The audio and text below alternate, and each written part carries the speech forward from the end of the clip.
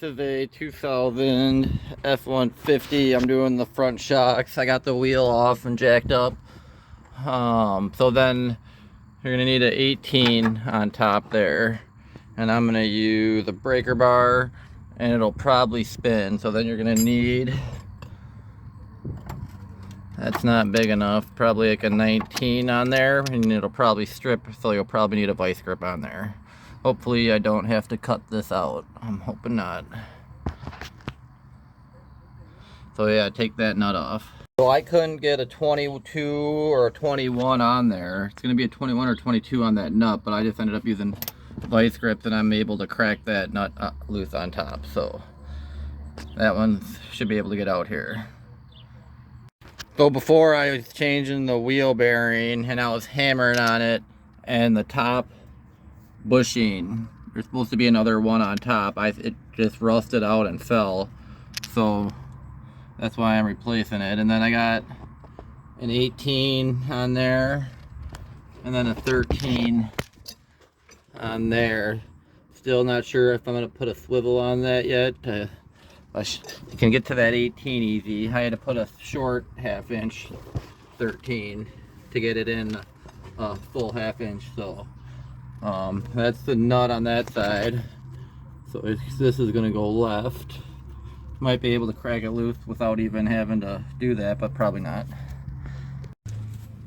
Yeah, so that bolt gets rusted in there pretty good.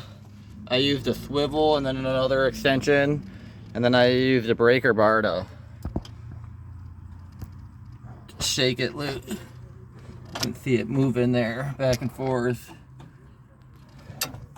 So yeah, just wiggle it loose and then try and either ratchet if you can instead of hammering on that. I don't know if the new one came with a bolt yet. I don't want to have to get another bolt, and I don't want to mess that up hammering. Tried using a block of wood in the hammer, but yeah, that's probably their best bet. Don't strip that 13 either. Yeah, that can get stripped because you're not coming at a good angle. So the bolt sticks in from the front, so you want to hammer it out towards the front. It's gonna help to use like a pinch to get it. Once you hammer it that far, yeah, then you gotta punch it through.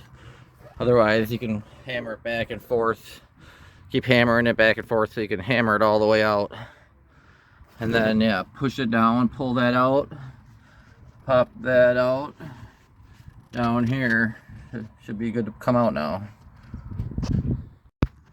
So I'm just kind of doing an inspection here.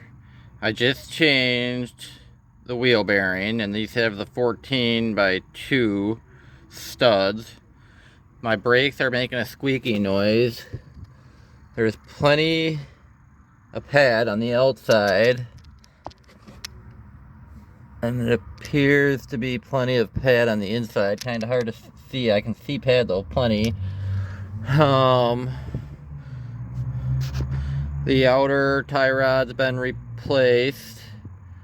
I don't believe the inner one was.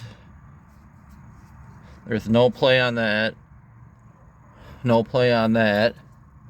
The sway bar bushings look pretty alright. Top and bottom, and then there's bottom one underneath. Gotta check. I just replaced this. That's tight. These bushings, I've replaced this upper control arm and those bushings. This has been replaced. The frame is looking a little rough up underneath in here. It's not really structural part of the frame, more just holding the lower. These have not been changed. They look all right. This axle boot, outer boot looks good.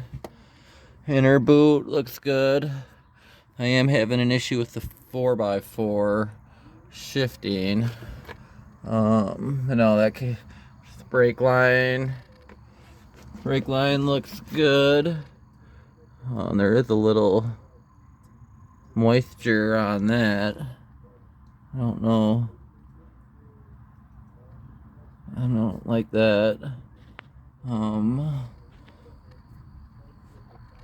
Anything else I can see? The exhaust manifold on this side. Looks like the filter down in there. Don't really see much for leaks. Alright, I'm throwing this tire back on.